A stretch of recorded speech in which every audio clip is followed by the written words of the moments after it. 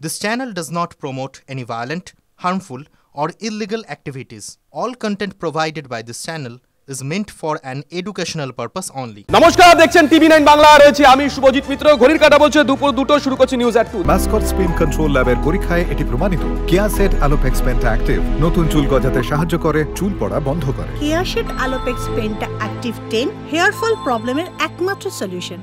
দেখুন, গতকাল মধ্যরাতে জিবি বৈঠকের পর সাংবাদিক বৈঠক করে জুনিয়র ডাক্তাররা জানিয়ে দিয়েছিলেন তাদের এই অবস্থান চলবেই, কারণ তাদের সব দাবি পূরণ হয়নি। আজকে সকালে 11:19 নাগাদ জুনিয়র ডাক্তাররা মুখ্য সচিবকে একটি মেল করেন। তারা বলেছিলেন তাদের 5 দফা দাবি রয়েছে, চতুর্থ এবং পঞ্চম দফা দাবি নিয়ে তারা বিস্তারিত আলোচনা করতে চান। আর এই মুহূর্তে যে বড় খবর ব্রেক করছি আমরা, জুনিয়র ডাক্তারদের ইমেলের জবাব এসেছে নবান্নের তরফ থেকে। সেই ইমেলে লেখা হয়েছে আজ ফের বৈঠক, সন্ধ্যে 6টায় নবান্নে বৈঠক। নবান্ন সভাঘরে জুনিয়র ডাক্তারদের সঙ্গে বৈঠক মুখ্য সচিবের। নিঃসন্দেহে বড় খবর, আজকে সকাল 11:30 নাগাদ জুনিয়র ডাক্তারদের তরফ থেকে মেল করা হয় মুখ্য সচিবের কাছে, আর তার রিপ্লাই চলে এলো দুপুর 2টোর আগেই। নবান্ন তরফ থেকে জানিয়ে দেওয়া হলো সন্ধ্যে 6টায় তারা বৈঠক করতে চাইছে। জট কি কাটবে? কোটি টাকার প্রশ্ন নাকি আজকের পরও আন্দোলনকারীরা অনড় থাকবেন? সেক্টর 5 এর স্বাস্থ্য ভবনের সামনে এই ধর্মমঞ্চ রয়ে যাবে। আন্দোলনকারীরা গতকালই জানিয়ে দিয়েছিলেন, আজকে সকালেও জানিয়েছেন, চতুর্থ এবং পঞ্চম দফা নিয়ে তারা আজকে আলোচনা করতে চেয়েছেন। 5 দফা দাবি প্রথম দিন থেকেই তারা বলছিলেন, তারা চাইছেন যে বাকি 2 দফা, প্রথম 3 দফা মোটামুটি হয়ে গেছে, বাকি 2 দফা নিয়ে আলোচনা করতে। তার মধ্যে কি কি রয়েছে? সরকারি হাসপাতালে থ্রেট কালচার বন্ধ করতে হবে, সরকারি হাসপাতালগুলোতে নিরাপত্তা সুনিশ্চিত করতে হবে, স্বাস্থ্য দপ্তরে ঘুঘুর বাসা, সেই ঘুঘুর বাসা ভাঙতে হবে, এমনটাই দাবি করেছেন আন্দোলনকারী জুনিয়র ডাক্তাররা। টাস্ক ফোর্স গঠনের নোটিশ দ্রুত জারি করতে হবে, এমনটা দাবি করেছেন তারা।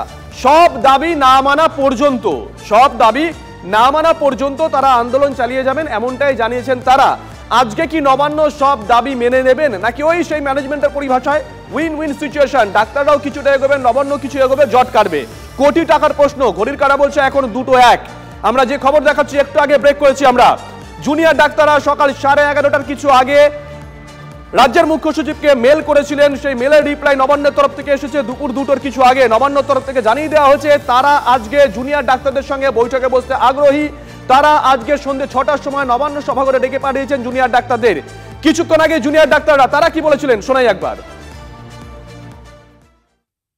আমাদের কিছু ডিসএগ্রিমেন্ট ছিল, সেখানে কিন্তু লেখাও হয়েছে, মানে দু তরফের সই এর প্রেজেন্সে, যে থ্রেট কালচার নিয়ে কথা হয়নি, যে এই ভয়াবহ যে এনভায়রনমেন্ট সেই নিয়ে কথা হয়নি, এবং পরবর্তীকালে কথা হওয়ার জন্য ওনারা মানে কথা বলতে চেয়েছেন। অতএব রোগী কল্যাণ সমিতিকে আলাদা করে তুলে ধরার মতো কোনো ব্যাপার নয়, ওভারঅল থ্রেট কালচারকে আমাদেরকে অ্যাড্রেস করতে হবে, এবং সেটাতে ওনাদের কিন্তু স্টেপ নিতে হবে।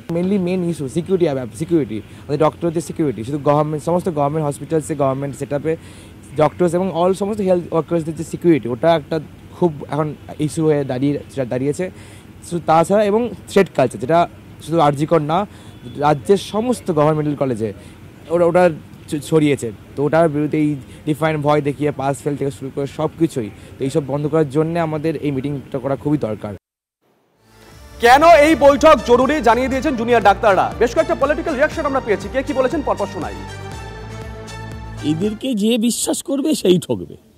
বাংলার মানুষ বিশ্বাস করেছিল, বাংলার মানুষের হাতে মোমবাতি ধরিয়ে দিয়েছে। 100 কোটি টাকা দিয়ে দিলাম, মুখ্যমন্ত্রীকে আরেকটু চাপ দিলে 1000 কোটিও বলতেন। বাজেটের ক্ষমতা নেই তার বাইরেও বলতেন, কোনো অসুবিধা নেই, কারণ উনি জানেন মিথ্যা কথার ওপরে এখনো ট্যাক্স বসেনি। She is a pathological liar. ডাক্তাররা ঠকবে যদি ডাক্তার এদের কথায় বিশ্বাস করে। আমি বলি, সিপির কি পদত্যাগ হয়েছে? সিপির প্রমোশন হয়েছে। সব মতন এটা কিন্তু কনভেনশনালি এটা সঠিক নয়।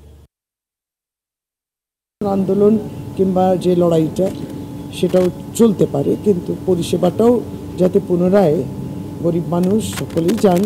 ভীষণ চাপ তো জানেন সরকারি হাসপাতালে, আমাদের সিনিয়র ডক্টরসরা যারা রয়েছেন তারা তো অক্লান্ত পরিশ্রম করছেন, কিন্তু জুনিয়র ডক্টরসেরও বড় ভূমিকা থাকে। সুতরাং তারা ফিরলে স্বাস্থ্য পরিষেবাটা আরও স্বাভাবিক হয়, এবং মানুষ তো একটা দাবি তো রয়েছে, সুস্বাস্থ্যের দাবি তো মানুষের ন্যায্য দাবি। হেড অফ দ্য গভর্নমেন্ট যেটা বলেন সেটা গভর্নমেন্ট অর্ডার। এখানেও যখন হেড অফ দি গভর্নমেন্ট বলেছেন সেটাই হচ্ছে অর্ডার, এবং সেটাই ক্যারি আউট হবে, এটাই প্রথা। আমাদের ক্যাবিনেটও যখন হয় সব লেখাপড়ার মধ্যে হয় না, সেটা মিনিটস হয়ে তারপর সেটার অ্যাকশন পরিবর্তন হয়। এটা ওরা হয়তো জানে না, ছোট ছোট বাচ্চা ছেলেমেয়ে। কিন্তু হেড অফ দ্য গভর্নমেন্ট বলা মানে সেটা গভর্নমেন্ট অর্ডার অটোমেটিক হয়ে গেল।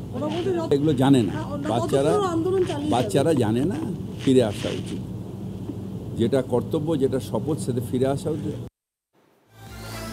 বিষয়গুলো একটু পরপর লক্ষ্য করুন। পরশুদিন মমতা বন্দ্যোপাধ্যায়ের সঙ্গে জুনিয়র ডাক্তাররা বৈঠক করলেন। গতকাল সকালবেলা আমরা দেখলাম দুজন পুলিশ কর্তা এবং দুজন স্বাস্থ্যকর্তাকে সরিয়ে দেওয়া হলো ডাক্তারদের দাবি মেনে। তারপর ডাক্তাররা মধ্যরাতে জিবি বৈঠক করলেন, সাংবাদিক বৈঠকে জানিয়ে দিলেন তারা এখন অবস্থান চালিয়ে যাবেন। আজকে সকালে মুখ্য সচিবকে মেল করলেন, আর মুখ্য সচিবের তরফ থেকে যখন মেলে রিপ্লাই আসছে ঠিক ওই আগে পরে Abhishek Bandyopadhyay social media post করলেন। তিনিও আহ্বান জানিয়েছেন জুনিয়র ডাক্তারদের কর্মবিরতি প্রত্যাহার করার জন্য। তিনি বলেছেন তিনি জুনিয়র ডাক্তারদের আন্দোলন একেবারে ডে ওয়ান থেকে, প্রথম দিন থেকে সমর্থন করছেন। তাদের অধিকাংশ দাবি যুক্তিসঙ্গত। এক্স মাধ্যমে পোস্ট অভিষেক বন্দ্যোপাধ্যায়ের অত্যন্ত গুরুত্বপূর্ণ পোস্ট আমরা দেখাচ্ছি এই মুহূর্তে টিভি9 বাংলার পর্দায়।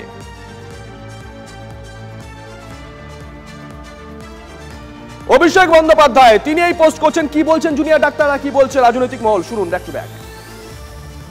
আমরা কর্মবিরতি প্রত্যাহার করতে চাই। আমাদের একদমই ভালো লাগছে না এইখানে দিনের পর দিন পড়ে থাকতে, রোদ ঝড় জল বৃষ্টির মধ্যে পড়ে থাকতে।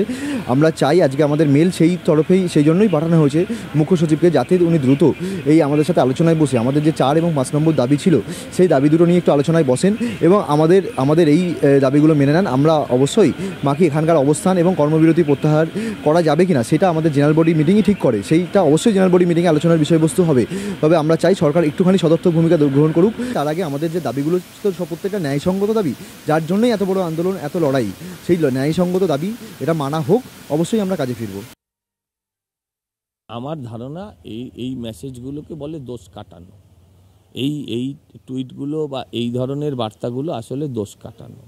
সবাই হয়তো বলছে যে অভিষেক ব্যানার্জি কোথায় গেলেন, ভাইপো কোথায় গেলেন, তাই একটা দোষ কাটাতে টুইট করে দিয়েছে। সমস্যার মূল জড় তো বাড়িতে আছে, সেখানে গিয়ে আলোচনা কর না। তার উদ্দেশ্যে টুইট করলেই তো ঝামেলা মিটে যায়, তাকে গিয়ে বললেই তো ঝামেলা মিটে যায় যে তুমি এরম 2 নম্বরই ছেড়ে তুমি এবার সত্যিকারের রাজ্যের জন্য কিছু করো, তাহলে মিটে যায়। এসব নাটক করে কী লাভ।